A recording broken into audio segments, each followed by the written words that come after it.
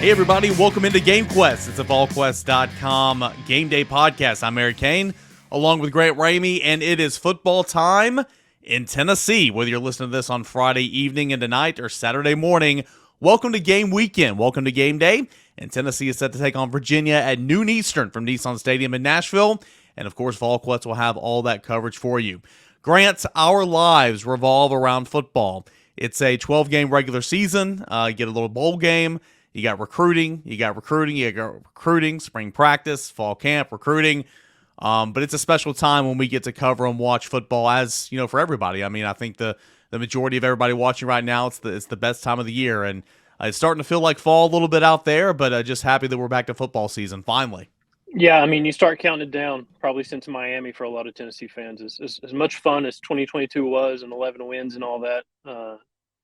More so than anything, you're just counting down and waiting for it to get back. And yes, recruiting, secret scrimmages, closed doors, trying to figure out what's going on.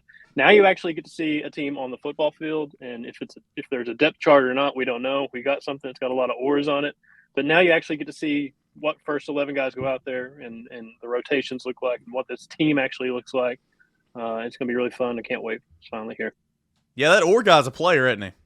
He is. He's all over the place. I mean, he's versatile on both sides of the ball. Yeah. All three levels of the offense and defense, really. So shout out to Orr. I thought he was gone for a little bit Monday. I didn't know if we were going to get a depth chart, but we got one. The guys at Alabama didn't get one, so enjoy it while you got it.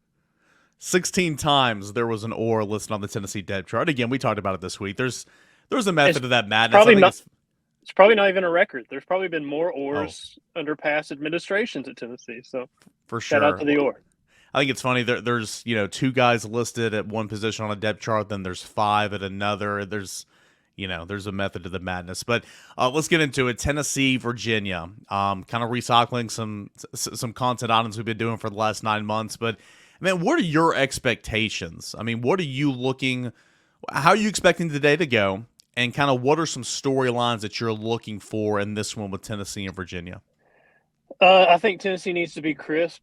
I think I wrote this in my game prediction. I think there needs to be basically no questions asked from the starting kickoff until the game's over. I mean, and I wrote this as well. No offense to Virginia, but if you look at ESPN's numbers, analytics, SP Plus, Football Power Index, all that stuff that ESPN puts out, Virginia and Vanderbilt are basically the same team.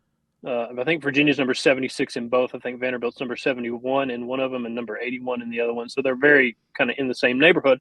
And you kind of remember what Tennessee did at Vanderbilt the last time Tennessee was in Nashville in November, and the way they ran all over Vanderbilt in 56-0, probably one of the most complete dominant games they played all season. So this is a different team. This is a new season, but I think Tennessee needs to come out and look good from the start. I mean, obviously the storyline is going to be Joe Milton. What does he look like?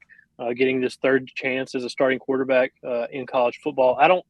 What you don't want to see is 2021 Joe Milton against Bowling Green, where he ran the offense and there was some struggles, and he really didn't throw that anything, any huge plays until that late touchdown to Cedric Tillman in that game. So come out, be crisp, execute. I think the offense, it's not Hendon Hooker's offense. It's not going to look like that. It's not going to be as good as Hendon Hooker's offense was, because it's just going to be really hard to replicate that. But Joe Milton's offense can be just as good and just, good enough. And this defense needs to take a step forward. We've talked about the depth on this defense. Tim Banks has talked about it a ton. Experience, being a year older. They quietly got better in 2022. They need to take that next step forward. And if the defense takes a step forward, then the offense doesn't have to be that 46.1 points per game. So I'm looking for something crisp from the start to the finish on both sides of the ball and look like a team that, you should beat Virginia. You're a 4-touchdown favorite for a reason. Beat Virginia, play well, start to finish. Yeah, a lot of things that we've been saying throughout the week. I think it's important to remember too. This is game one. This is far from a finished product. Virginia, new personnel all over the place, especially on offense. They're literally trying to figure out who they are and kind of what the strengths are. Tennessee knows who it is. Tennessee knows its scheme. Tennessee knows its personnel.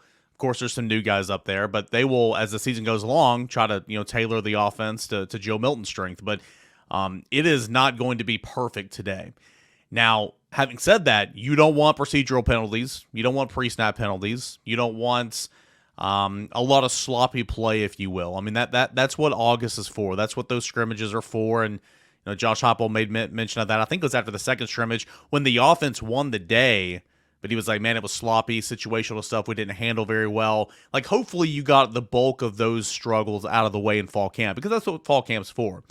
But I don't think this is going to be a picture perfect football game. And again, you get better as the year goes on. Having said that, I agree with you. I think, Virginia's just not a very good football team. I think Tennessee is favored by 4 touchdowns for a reason. I'm expecting Tennessee to go out there and win by multiple touchdowns. That line 27.5, man, that is a large line, but Tennessee's that much better than Virginia. Excuse me. And I'm expecting Tennessee to win, big in that manner. I'm expecting Tennessee to run the football efficiently, play action down the field. I think Joe Milton will shine a little bit. It's going to be a new secondary. Virginia's trying to replace 2 all-conference cornerbacks, so I think Tennessee can take advantage of that. But more than anything, and you kind of made mention of this, I think the defense has an opportunity to truly kind of take center stage here. Defense had a good camp. I think this defense is going to take another step this year. You're deeper. You're probably a little bit more talented, though you still have a lot of the same guys in the back end. I recognize that, but you have more guys that you can play. I think this is, against an offense that's not very good, a chance to come out, take center stage, make some plays, and kind of set that tone for what we hope is going to be a nice defense that will complement the offense all year long. Yeah, set the tone, I think, is a good emphasis on your it being game one note. I think Austin said it in a recent podcast, or I can't remember where he said it, or if we were just discussing, like, he didn't think that the team that went to Pittsburgh and had to win in overtime and didn't play very well early in that game, he didn't see that team beating Alabama. He didn't see that team going to LSU and playing the way it did down there. So, yes, it is game one. I think what you want out of this game one is a good starting place. If you're a Tennessee fan, you don't want to leave Nashville with more questions about this team than you had going into it. And this Virginia, speaking of the numbers that I was talking about earlier, I think Virginia's offense was ranked 120th or something in the ESPN numbers out of 132. So that's a really bad unit based on their analytics. And, returning talent, it factors all that stuff in, experience and what they added to it and all that stuff. So if this defense is going to take a step, this is a really good place to take that step, to kind of set that tone like you were talking about, because they have to be better, and they have a really good chance to show it against the Virginia offense that's not supposed to be very good. I think I know the answer to this question because again, we've recycled this, we've talked about this. I'm just ready. Later today, tomorrow, next week, we're actually going to be able to talk about what happened. Yes, that's the best thing about it. We can analyze, we can give our not so popular opinions sometimes. Whatever the case is. I'm just so tired about saying look for this, look for this, look for this. But having said that, obviously, I, along with pretty much everybody watching this show and listening to the show right now, GameQuest, it's back. 2 years ago, we called it GameQuest, bringing it back this year. Left guard, man, Andre Carey's going to get the start. Ollie Lane's going to play at center. How many guys and how quickly do we see another body at left guard? J.J. Crawford's going to start at right tackle, I would assume. How quickly could we see maybe Mincy go in there? And Dane Davis is a guy that I think will play at some point in this football game. Offensive line, a big question. Then, of course, the secondary. Wesley Walker, Jalen McCullough, your safeties. All right, you've got Danico Slaughter, and we'll see how much Kamal Hadden plays. He got banged up pretty extensively at practice a couple of weeks ago. I think he'll be available. How much will he play? Will they only play him if they absolutely need him? That will create a lot of playing time for Gabe Judy Lawley, I would anticipate. Then, of course, T-Mac at the star. But how quickly can we see an Andre Turrentine at safety? How quickly can we see maybe a Warren Burrell somewhere else? I know that's not a name people want to hear, but how quickly can we see other guys play in the secondary? Obviously, that's what I'm going to be looking for as well. I'm kind of on two different sides of the fence on those two topics. Offensive line, I almost give them, and Josh Heupel's offense, the benefit of the doubt to be like, I'm not going to be too overly concerned until I see on the field on game day a reason to be overly concerned. I mean, if Joe's running for his life and Joe doesn't have a second to do anything, and Virginia's pass rusher says Virginia's not going to have their best pass rusher, Chico Bennett Jr., so that's going to hurt them. But just based on what we've seen the first 2 years under Josh Heupel, obviously you lost Darnell Wright, a top 10 pick in the NFL draft, your right tackle. But he, in 2021, he wasn't really a top 10 pick, Darnell Wright. You had no idea what to expect going into that season. So I almost give them the benefit of the doubt there, even with the Cooper Mays injury and the questions of who's going to play where and what the rotations are going to look like. On the other side of the ball, in that defensive backfield that you're talking about, yeah, they have more options, and they have these guys that are a year older, a year more experienced. I'm interested to see Danico Slaughter as a full-time corner and a guy that's kind of dedicated there, because I think he's the most talented guy they have in that group. But for them, I kind of have to see it to believe it. I'm not giving them the benefit of the doubt because we haven't seen there has been no reason to give them the benefit of the doubt. So on the offensive line, I'm not too concerned until they give me a reason to be concerned. And with the secondary, I'll be encouraged kind of when I see reason to be encouraged, I guess. Is it, and I get all that, but is it fair to say, at least the way I look at it, I hate rotating offensive linemen. Like, week one, whatever, like, do what you got to do. But, I mean, by God, when you go down to the swamp, you better have your 5 ready to roll. And I understand Cooper Mays is a big question mark in there, but, God, I hate rotating offensive line. Brings me back shades of, Georgia State and Pruitt doing that all game long into the fourth quarter, and you lose that football game. I mean, that's just not football, Was it Dave Clawson that was flipping offensive linemen, tackles, guards? What was it? Was that back in the day? Do you remember that? Yeah, I think so. Yeah, I think he did it as well. Based on play calls, they would flip in the strong side and the weak side, basically an offensive line, whatever. So I don't know. That was crazy. But anyway, yeah, I mean, it goes against football logic, I guess, to not have that 5 and that continuity that you want on the offensive line. But if you can make it work rotating, and they've rotated in the past, they rotated last season, they're pretty good on the offensive line. If you can make it work, roll with it. But I mean, that gets back to that benefit of the doubt. I think this offense has performed so well, and the offensive line has really not been a huge concern for the first 2 seasons, that I have no reason to believe that it's just going to fall apart now. Yeah, and they rotated at left tackle all last year, led the nation in scoring and total yards, and they have rotated offensive linemen a little bit back at UCF. So this coaching staff has forgotten more football than I will ever know. That is for sure. And a lot of this has to do with you just don't have an answer there right now, so you got to go play it out and see what happens. So obviously intrigued to look at the offensive line battles as well. GameQuest here ahead of Tennessee and Virginia. I'm Eric Cain. That's Grant Ramey with the nice Volquest setup behind him. I mean, they're paying you the big bucks. RIP to the beige wall behind me. It's now something different. So I need some ads on here. I need some NIL deals. Get something on here like I don't know, Food City. Get some of that Food City money. Yeah, they got some money, don't they? Well, they had some money. Yeah, they had some money, better said. We're gonna come up. We're gonna give you the Virginia scout, tell you about the personnel. We're gonna hear some of the best audio clips from Tennessee players talking about Virginia, and then of course we'll end with a little bit of an injury report that's coming up next right here as GameQuest continues ahead of Tennessee and Virginia to begin this season right here at Volquest.com. All right, guys, I want to get into something we're super excited about right now. And it's about PrizePicks. If you haven't heard about PrizePicks, listen up, because I think this is something that you could engage in throughout all of football season and have a blast doing it as well. When you go to PrizePicks.com, all first-time users that deposit and put in that promo code VQ is going to receive 100% instant deposit match up to $100. If you deposit $100, PrizePicks is going to give you up to $100. 50, they'll give you up to 50, and so on and so forth. Again, up to $100. But you got to put in that promo code VQ if you're a first-time user, first-time deposit. How does it work? All right, you're going to pick 2 to 6 players, and if they go more or less than the PrizePicks projection, you can win up to 25 times your money on any entry. So here's an example, and I'll show you here in just a second. But example, say, hey, Josh Allen, a Buffalo Bills quarterback, to throw more than 245.5 yards. Jalen Hurts to have more than 50.5 rushing yards. Cooper Kupp to have less than 0.5 of a touchdown, so no touchdowns. And Travis Kelce to have more than 5.5 receptions. Those are kind of my prize pool picks. We do the over and the under, and if you hit, you can get back 25 times your money on any entry. So let me show you kind of what this looks like right here, all right? So you go to PrizePicks.com. Here's kind of the main thing. You look up here to this tab at the top. You've got Major League Baseball, college football, WNBA, NFL. You can do the NFL season, some futures, tennis. I mean, you got pretty much any sport you can possibly want. They got more over here as well. But Grant, I thought we'd start doing a little NFL chatter before we get back into our GameQuest podcast.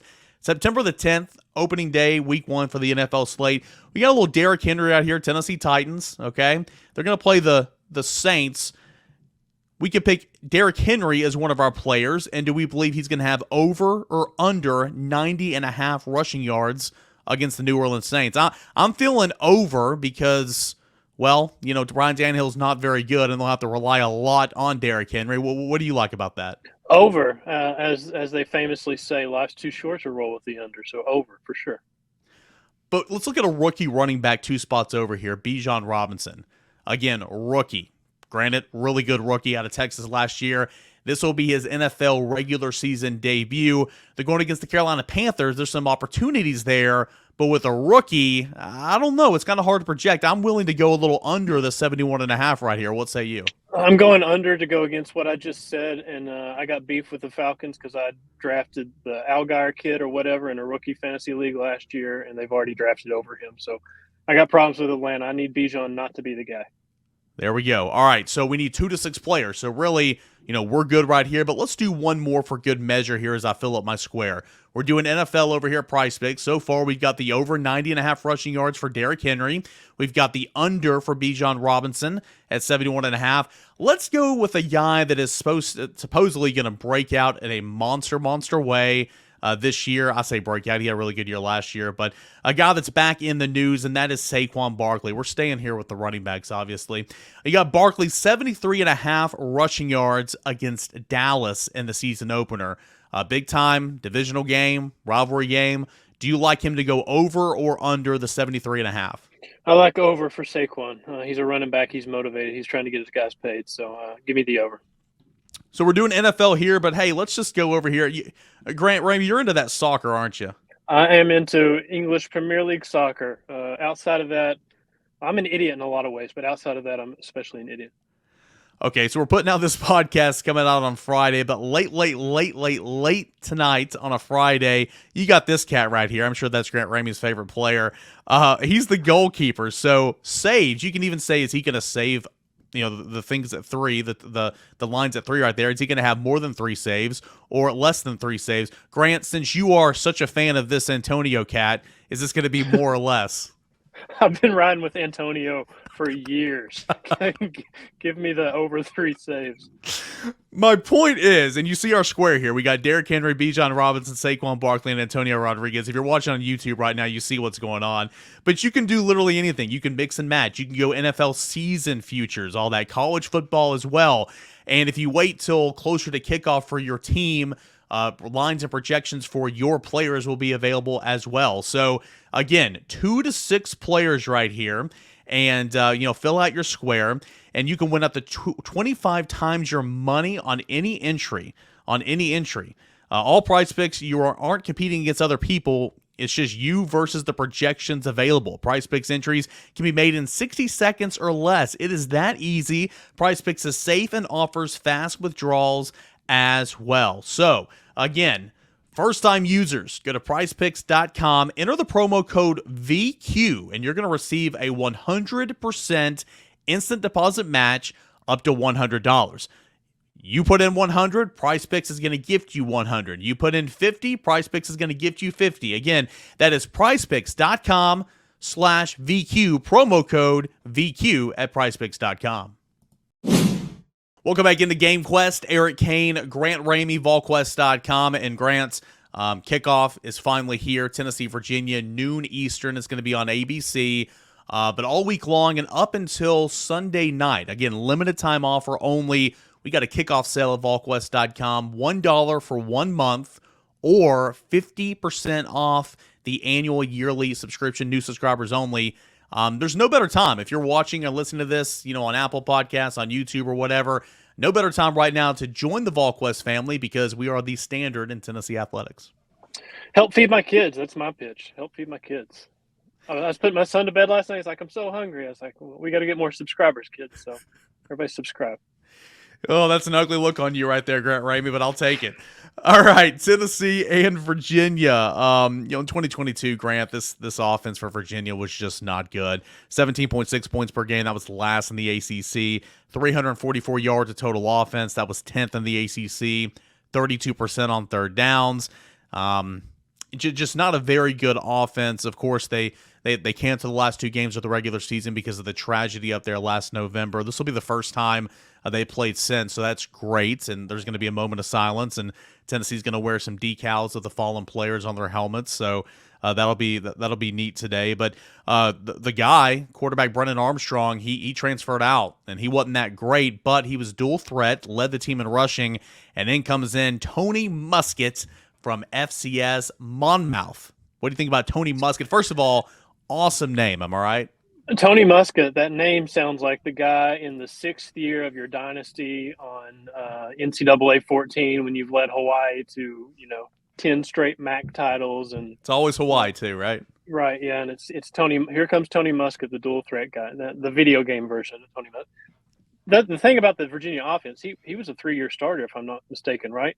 Yeah. The last guy was, and here comes Tony Muskett, a guy who's playing FCS football the last 3 years, and there's a ton of questions to ask about this Virginia offense. It's almost like you don't have a ton of film obviously to watch. You're watching Tony Muskett against when he was at Monmouth, and whatever. You don't have a ton. You're going back to the spring game. I think Heupel's talked about that. Tim Banks has talked about that. You're trying to figure out what you're actually going to see. But based on the numbers, based on the projections, like we talked about earlier, not a great offense. Not supposed to be a great offense. Tony Elliott obviously was the offensive coordinator at Clemson. I'm sure he'll get it going eventually. But he's in the pretty early stages there of trying to get that going. So it feels like a really good opportunity for Tennessee's defense to kind of, make a statement and kind of set the tone here as a group that's getting better. 1,997 passing yards a season ago for Tony Muskett, 17 touchdowns, 8 interceptions. He is not a mobile guy. He is not like Brennan Armstrong, but Tennessee linebackers coach Brian Jean-Marie earlier this week, a lot of similarities between the two when watching film, and this is what Brian Jean-Marie had to say about Virginia quarterback Tony Muskett. Yeah, I think it's always a challenge because they're so different than what we face on offense, in a day-to-day period, and obviously they have the new pieces, a new quarterback. I thought the young man they had last year was dynamic as a thrower and a runner. The Muskett kid that they named a starter that transferred from Monmouth, when you watch his film, he has a lot of the same qualities. He's very, very athletic, throws a really, really nice deep ball, and seems to have that savvy and that poise of a really good quarterback. So we know we have our challenges there. And then their slot receiver, the Washington kid that transferred from Northwestern. He shows some explosiveness, good ball skills. So we've had a chance to watch those guys on tape, and they're going to be a challenge, obviously to defend. So it's the Tony Muskett show for Virginia this year, quarterback, and we'll see how he makes that transition, at least for game number 1 coming up in this one. At the run game, you bring back a lot, Grant. Paris Jones, Mike Hollis, Xavier Brown. You add Kobe Pace from Clemson. Wasn't a very good running unit last year. Again, it was 123 yards per game. I believe as a unit, this offense averaged 3.7 yards per carry. Looks like Paris Jones and Kobe Pace, the Clemson transfer, going to be kind of the leaders in that group. But I think that Virginia is going to try to run the football and help out its new quarterback in Tony Muskett. Yeah, and I think the problem when you're facing this Tennessee offense is they're going to put up points. It's going to be a matter of how much they score and not if they score. I think you've seen it a lot last year where other offenses were a little more aggressive trying to keep up, I guess, with the Tennessee offense when Tennessee's defense was on the field. So one thing is, I don't really know what this Virginia running game, how productive it's going to be all season, but especially against Tennessee, it's going to be a situation where Tennessee's pretty good against the defense, against the run last year. Tennessee's defense was, and you would expect them to be pretty good against the run again this year with the linebackers they have and some of the options on the defensive line.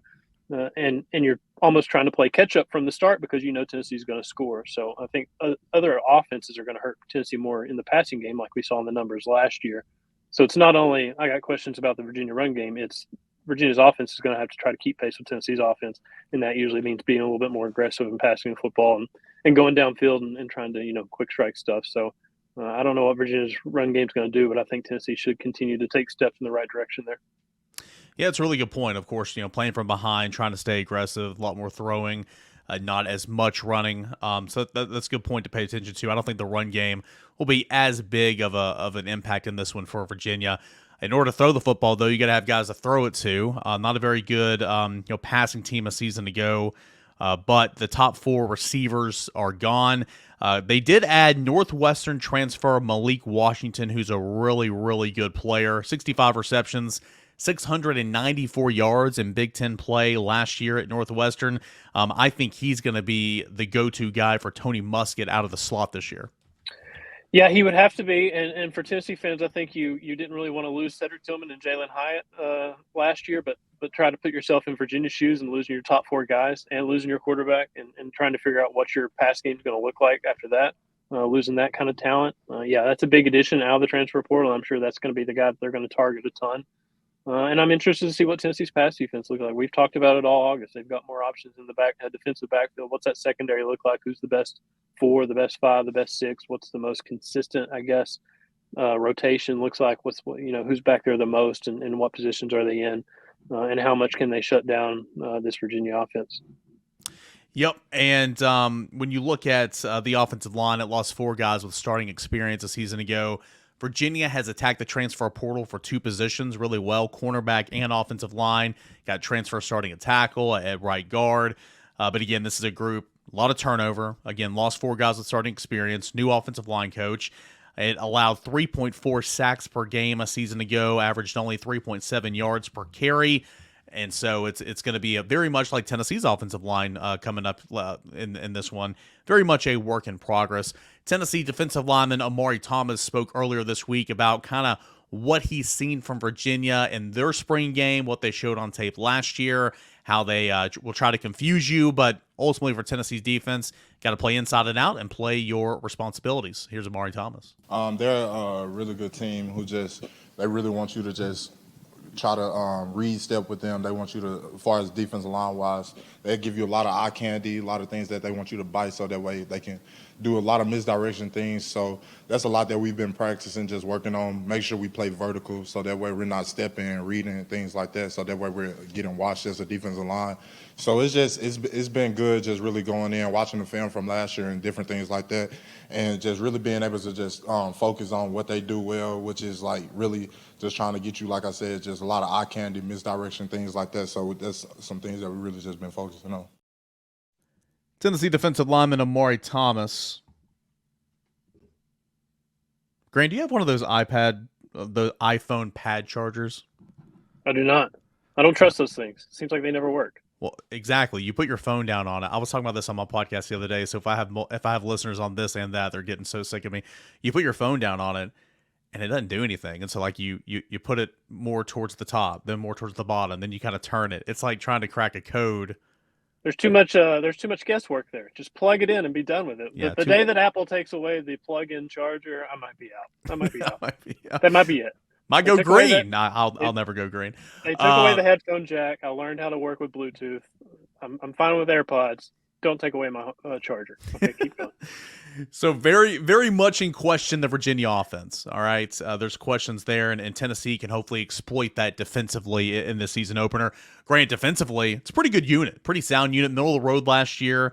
371 yards of total defense given up. That was 7th in the ACC. 24 points per game. That was 7th in the ACC.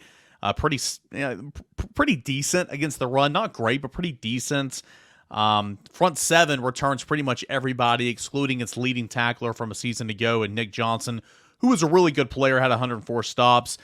We mentioned, we'll get to an official injury report here in a couple of moments, but that front 7 is aggressive, but Grant, Chico Bennett likely not going to play. 7 sacks a season ago. He's their best player up front, and he would have provided a lot of challenges for this Tennessee offensive line trying to figure some things out, but he's probably not going to play.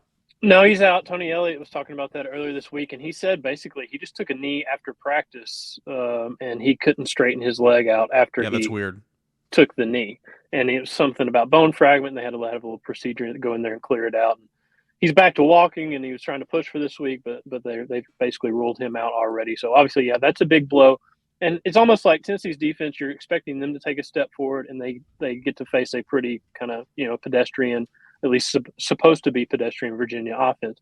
Tennessee's offense, obviously, you're trying to continue what you've done the last 2 years, and you get a pretty decent little test here in Virginia in week 1. So it's going to be interesting to see Joe Milton against this defense and just kind of how crisp Tennessee can operate and how efficient they can be. And, you don't really want to see a ton of 3-and-outs like you saw in the Orange Bowl, but at the same time, they're still pretty productive despite those 3-and-outs. So if there is some adversity, if there is some stops that Virginia's able to make early in the game. Can Tennessee rebound and find ways to score and score in bunches, because you're going to have to put up points, obviously, in this offense as fast as it goes. You're going to be expected to score a lot. How efficient can they look? I think it's a good test for week one. New quarterback, a ton of questions to answer. It's a good test to do so. Cam Butler also on the edge. He had 4 sacks a season ago. Ben Smiley is a guy that's going to see a lot of playing time now with Chico Bennett out. The interior of the defensive line, Jameer Greer had a couple sacks last year, but Aaron Fumawi, I believe is how you say his name, probably not, but I'm not going to try to say it again. We'll let the PA announcer today. Hopefully we won't say it too much, but we'll let him take that. He's a real good player. 8.5 TFLs last year, 4 sacks from the interior.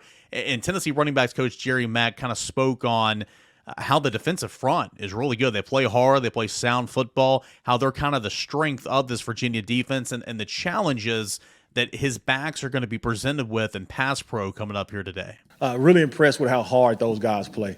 One thing about University of Virginia, what you can tell is they were in a lot of games last year. You know, you see the record and people just assume that they were not a very good football team, but there were spots and there were times where they showed flashes, especially in their front defensively. A lot of movement up front, a lot of stemming. They got really good defensive ends that do a good job pressing the pocket. So that's going to be really important for us to make sure that before we get out, we make sure there's no extra trash hanging around the quarterback's feet or hanging around the quarterback for his vision. We're going to do a great job of blunting things up, as we use the term, before we get out and actually in our pass route. At the second level, at the linebacker position, man, those guys move around, they fly around. We're going to see some different bodies probably than we saw on film in some certain spots, but I think the athletic ability is still there. Again, no Nick Jordan at linebacker, leading tackler from a season ago, over the century mark in stops at 104, but you bring back Jones Jackson, who was third on the team in tackles, Josh Aaron, who was 26, 32 stops, I believe. You bring back experience at linebacker, and then, Grant, you look at the secondary.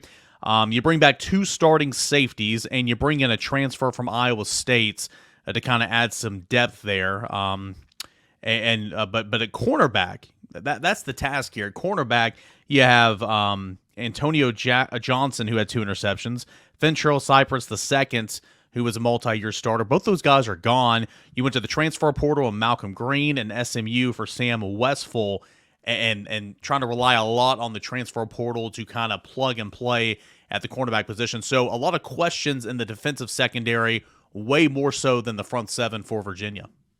Yeah, and with that front 7, I mean, how many questions have we asked about how much have we talked about the offensive line, Tennessee's offensive line during the month of August, and what this group's going to look like and how it's going to be retooled, and where do they pick up to start this 2023 season with a bunch of new faces and a lot of new spots. So for them to get a front 7 that returns a lot of guys, even though Virginia, wasn't a great football team last year, it's a good test for them early, and it's good for, Tennessee fans and everybody else to be able to see what those 5 guys, whoever those 5 guys or whatever the number is of offensive linemen in that rotation, what they look like. And then secondary-wise, yeah, I mean, we've had a ton of questions about Joe Milton basically since the Orange Bowl ended, and what's this guy going to look like when he gets his 3rd opportunity. So for him to come out, and you want to see him play well. And like I said earlier, you don't want to have more questions about Joe leaving this game than you had going into this game. So if he can play well, I think it would be a good place to kind of start off. Injury report. We'll kind of conclude things off by, going over some guys who could be banged up a little bit. We're not doctors. We're not coaches. You always go into every single game and there's one guy that's in street clothes. You're like, he's hurt? What happened? I mean, that's just kind of how it is. What do you think? We talked about this on the Volquest podcast earlier this week. Big Ten kind of going, kind of exploring, putting out an injury report. I believe it's 3 or 4 hours before kickoff. I would love that to be what happens here in the SEC, because of course that's what you do in the NFL. But with all the sports gambling and that's so popular right now, I feel like that's going to happen sooner rather than later. If it, Big Ten, and then it'll go to everybody else.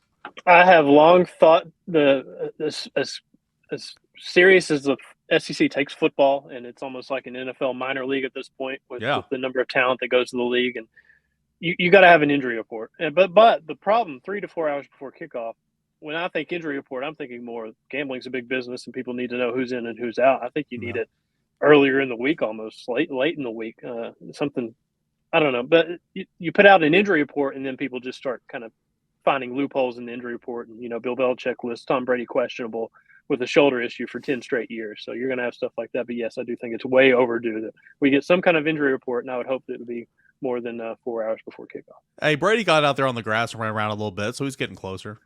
You think Belichick said, I'm going to have to see you later in the week? And knowing full well the media in the room knew we're not going to talk to you later in the week, so we're not going to know what the answer to that question is. I think Brent wrote this in the 10 things I think, either last week or earlier this week or whatever. Like, Josh Heupel's a good dude. He's gracious with his time. He's a nice guy. I mean, he really is. But, like, he's a coach, and, like, he's got a couple of things to where, that Thursday press conference, you don't learn a thing. He's got a couple of sayings. Get out there on the grass. We'll have to see later in the week. I mean, it's just it's like clockwork every year, every single week. Here's the thing with Josh. No college coach wants to say anything. College football coach. They're paranoid beyond belief. At least Josh is good-natured about it. He's going to give you a little filibuster, and he's going to say, I didn't say much right there, did I? And he's going to kind of laugh about it. At least he's good-natured about it, because there's a lot of guys who are absolute turds about it, and they're not going to treat it well. They're not going to handle it well. At least he's able to smile about it, laugh it off, and kind of it is what it is. Because, again, every football coach is reinventing the wheel, right? I mean, they're right. Nothing's ever been done before. I say all that. Josh Heupel's one of the best offensive minds in the country. Love his wrinkles he puts in the offense. I think he's really good. But, again, not allowed to film speed option in practice. Speed option's been around since, the 70s and 60s, even before that. But listen, anyway, I cannot confirm or deny speed option happened in practice because I don't want to lose my credential. And let's not even start talking about the mesh point in the backfield. We don't want to go there. Reinventing the wheel. My point is, injury reports. The best injury report, honestly, low key, and I was talking on the board with somebody about this earlier. Like, low key, the biggest, like, everybody wants nuggets. The pregame 2-minute drill that we do over at Volquest, we drop nuggets all the time there. That is low key one of the best features we do. So, about injury reports, you can find some there. But for Tennessee, injury related, a pretty healthy football team, right? I mean, Cooper May's not going to play today. So that's obviously an opportunity. Ollie Lane at center and some of that interior guys in the offensive line, but we've known that. Elijah Simmons not going to play today. Sucks for him because it felt like he was really coming along. He's going to be out. He's going to be out a minute, okay. And then we'll see about Kamal Hadden. I said earlier in the podcast, he got banged up pretty good a couple of weeks ago at practice, and it might be a situation to where he dresses out, but he doesn't play. Really need to get him healthy for the first big one, which is Florida. Maybe he plays if they absolutely need him, but Grant, with Gabe Judy Lawley, with other guys in that room, Brandon Turnage, Warren Burrell, these freshmen, hopefully you don't need to even dress Kamal Hadden and just let him recoup and get better as the weeks go on. Yeah, I think you should be able to get by without your best guys here. I think my level of concern for those guys, if I'm ranking them, would be Elijah Simmons and then Cooper Mays and then Kamal Hadden, or Kamal Hadden and then Cooper Mays, kind of 2A, 2B, whatever. I think Elijah's the guy that I think you need more. I mean, obviously you need Cooper, but I'm just not that concerned about Cooper Mays. I think he'll be back, and I think he'll play well this season. With Elijah, you need that guy. You need somebody. You need that depth up front, that defensive tackle. And if he's going to be out for a minute, that's rough for him because, like we talked about earlier in camp, the number change and all this stuff, and he's trying to kind of reinvent himself. And Rodney was kind of pushing toward him reinventing himself. So hopefully he gets back sooner rather than later. And then Kamal Hadden, I don't think there's a ton of concern there, at least not that I know of. So yeah, if you can get by without your best guys in this one, get by without your best guys. Let's put it this way: Elijah Simmons can't play today. Cooper Mays can't play today. Kamal Hadden can play. I just don't think that he'll play or play very much. So outside of those three, Grant, again, there's probably somebody I'm missing, and we'll see in pregame and all that. Maybe the 2-minute drill. I think Tennessee's a pretty healthy football team. Yeah, this is your opportunity to say I'll know later in the day. I'll know later in the week as we get closer to kickoff. I'll know later in the day as we get closer to kickoff, even though we're not going to record another podcast before kickoff. So I'm never gonna have to answer to that statement. So I'll know more later in the day. For Virginia, we mentioned Chico Bennett, huge loss for Virginia. You put out what Tony Elliott said earlier in the week in one of his press conferences. A couple of other guys as well, a member of the starting secondary out, and a couple of those guys game time decisions as well. Yeah, Tony Elliott kind of went through a long list of almost like a laundry list of guys that are out or questionable or guys. Isn't that wild? Because we never get any of that at Tennessee. Never, right, and they really only asked, I think, about Chico, and then he kind of rattled off just a bunch of other names of guys. Kind of, I guess maybe some of them are long term and not really in question, but it does feel like, or it doesn't sound like, at least. I didn't follow Virginia's training camp, but it feels like Virginia's training camp, the injury bug bit them a little bit more than it bit Tennessee. So I don't know. Cooper Mays, when's he going to be back? Elijah, when he's going to be back? Those are the biggest questions for Tennessee. I feel like outside of that, balls are pretty healthy. Tony Elliott's, Danny White, handshake at midfield pregame? I don't know. That's a great question. I would be very interested to hear any conversations that Josh Heupel has with Tony Elliott. Is Tony going to be like, what's going on with that stuff on Twitter? If they do, are you going to write a story about it? They just completely, hey, if they were mic'd up and I got the quote, you can guarantee I'd write a story about it. Come on. All right, last thing, man. I did this 2 years ago with Ben, did it last year. And mind you, if you've been with us this entire time, me and Grant are going to do this every single week. Should have said this at the top. I apologize. But we're going to have VFLs on throughout the week. It's not going to be an every week thing like last year, but Jabari Davis has already told me that, hey, he's going to come on for the Florida week. And, TK and Jack Jones and some of these other guys, Spencer Riley, I'm sure, Jay Graham, a lot of these guys that we've used before are going to come back on the podcast from week to week. So look forward to that. But I did this 2 years ago, did this last year. Grant, give me a score prediction and give me a bold prediction, okay? So Tennessee wins or loses by this or whatever, but also give me a bold prediction for what's going to happen Tennessee, Virginia. Score, I think. Can I go with the same score I put in our staff picks on Volquest.com or no? Go for it. Do I need to mix it up? I think I did 56-13, if that's right. I don't know. I did it like 2 hours ago, and I've already forgot about it. So what's that say about me? Bold prediction, Squirrel White, 100+ and 2 touchdowns. I just love Squirrel. I love his top-end speed. I love the way, Josh Heupel attacks vertically so much. He has an insane knack for getting guys open down the field with Squirrel speed. With maybe it's recency bias with that Missouri Joe Milton bomb to Squirrel White and what we saw in the Orange Bowl. And I don't know. I just feel like Squirrel's a guy that he's got the talent, he's got the skill, he's got the opportunity. Let's see him go off. And that's no disrespect to Dante Thornton or Brewer McCoy or Ramel Keaton. I think they're all going to get theirs, but I want to see Squirrel go off. See, I thought you were going to say Aaron Beasley, 10 tackles, 2 interceptions. Well, that's another thing. Plug our staff predictions. I just went down the list and I just kept typing out Aaron Beasley. I didn't really mean to. It just kind of happened. At the end, one of the last things you put, you're like, Aaron Beasley. I did not anticipate writing Aaron Beasley this much today, but here we are. Yeah, I didn't expect to be an Aaron Beasley stan, but there I sat in my Aaron Beasley pajamas with my Aaron Beasley poster on my wall, predicting that he was going to lead the Tennessee defense in everything. Yeah, literally. All right, give me Tennessee 47-17. All right, that's a 30-point dub. I think everybody will take that for sure.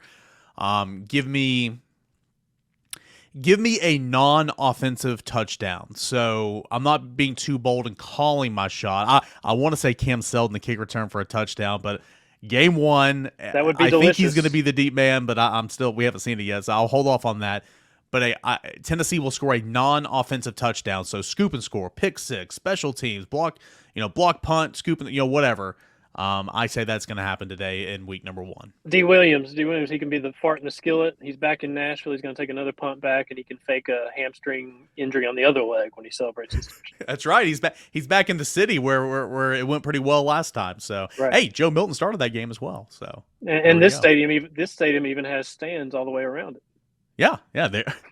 There you go. This stadium, even though it's not very good, can hold a little bit more than 28,000 fans for the season here, and the Jumbotron's not being held up by 2 cranes.